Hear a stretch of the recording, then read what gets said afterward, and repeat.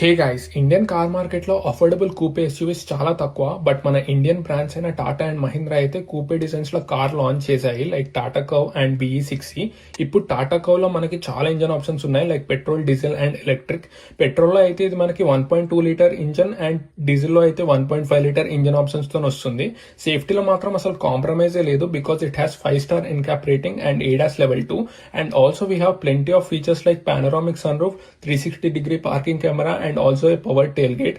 And its on-road price in Hyderabad starts from 11.90 lakhs to 23.25 lakhs.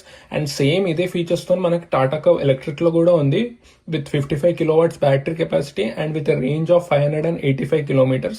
Also it charges from 10% to 80% in just 40 minutes.